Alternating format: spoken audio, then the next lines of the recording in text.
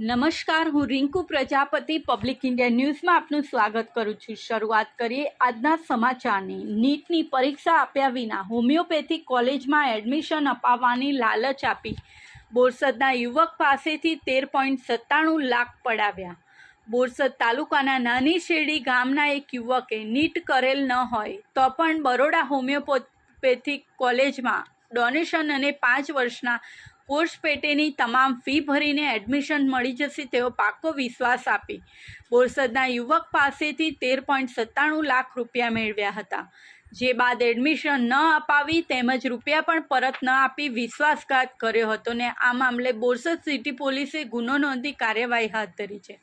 બોરસદ ગામમાં 100 foot road પર હરિઓમ પાર્કની પાસે આવેલ દીપ દર્શન બંગલોમાં રહેતો 24 વર્ષીય દીપ શંકરભાઈ જાદવ હાલ નડિયાદ મહાગુજરાત હોસ્પિટલમાં MLTનો અભ્યાસ કરે છે।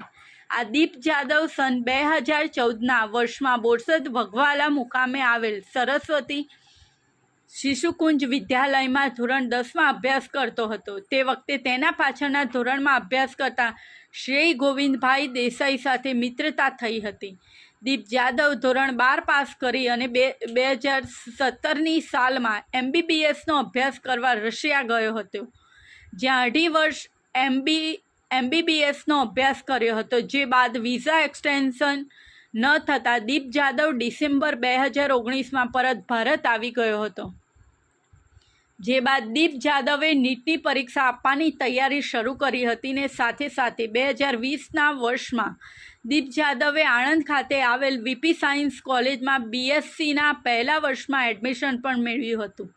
દરમિયાન તારીખ 5/2/2020 એક મિત્રના લગ્નમાં આ દીપ જાદવની મુલાકાત શ્રી ગોવિંદભાઈ દેસાઈ રહેઠાણ નાની શેરડી રબારીવાસ તાલુકો બોરસદ સાથે થઈ હતી। તે વખતે આ શ્રેય દેસાઈએ નીટ ક્લિયર કરેલ ન હોય તો પણ બરોડા હોમિયોપેથિક કોલેજમાં ડોનેશનને 5 વર્ષના કોર્સ પેટેની તમામ ફી ભરી એડમિશન અપાવવાની વાત દીપને કરી હતી, જેથી દીપ જાદવે ઘરે જઈને આ વાત પોતાના માતા પિતાને કરી હતી। જે બાદ આ શ્રેય દેસાઈને ઘરે રૂબરૂ બોલાવી એડમિશન બાબતે વાતચીત કરતા તેણે એડમિશન કરાવવા માટે ડોનેશન તથા કોલેજના તમામ વર્ષની ફી મળી કુલ રૂપિયા 15 થી 16 લાખ જેટલો ખર્ચ થશે તેમ જણાવ્યું હતું।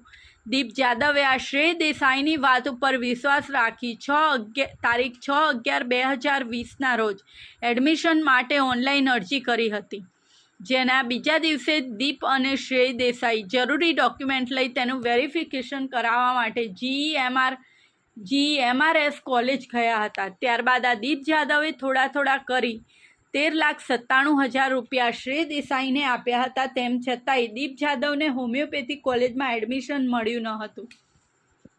દીપ જાદવે કોલેજમાં તપાસ કરાવતા પોતાનું એડમિશન થયેલ ન હોવાનું તેમજ આ શ્રેય દેસાઈએ એડમિશન કરાવવા માટે લીધેલ ફી પેટેની રકમ પણ કોલેજમાં જમા કરાવેલ ન હોવાનું જાણવા મળ્યું હતું।